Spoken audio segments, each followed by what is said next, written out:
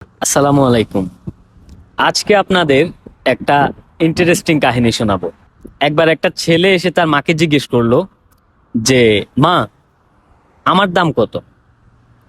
তখন তার মা তাকে একটা ছোট সাদা পাথর দিয়েছিলেন, দিয়ে বললেন, তুমি এই পাথরটার দাম বের করো।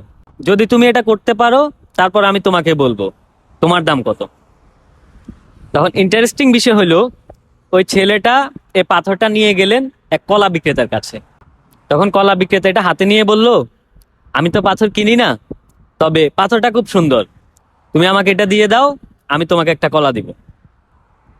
তখন ছেলে ওই পাথরটা আর দিলেন না, সে এটা নিয়ে গেলেন একটা মিউজিয়ামে। তখন ওই মিউজিয়ামে গিয়ে ছেলেটা জিজ্ঞেস করলেন যে, আপনারা তো অনেক কিছু সংগ্রহ করেন, আমার এই পাথরের জন্য আমাকে কত টাকা দিবেন?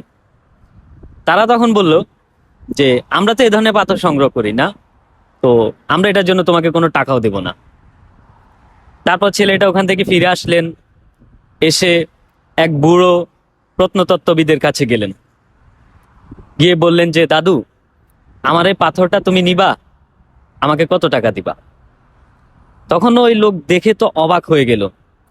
সে উচ্ছ্বাসিত হয়ে বলল যে, আমি সারা জীবন ধরে এই রকম একটা আকৃতির পাথরই খুঁজছিলাম, এটা একদম পারফেক্ট যে আকৃতিটা আমি খুঁজছিলাম।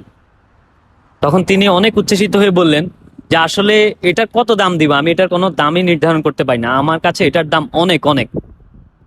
তারপর ছেলেটি তার মার কাছে আসলেন, এসে পুরো কাহিনীটা শোনালেন। তখন তার মা তাকে বললেন যে, তুমি হচ্ছে ওই পাথরটার মতোই, তুমি যে স্থানে থাকবে ওই স্থান তোমার দাম নির্ধারণ করবে। এটা কারো কাছে 1 টাকা, কারো কাছে কোনো টাকাই না, কারো কাছে কোটি টাকা। তো মোরাল অফ দ্য স্টোরি, যেখানে আপনার ভ্যালু আছে ওইখানে চলে যান, ওই ধরনের মানুষের সাথে মিশেন, জীবনে শাইন করতে পারবেন।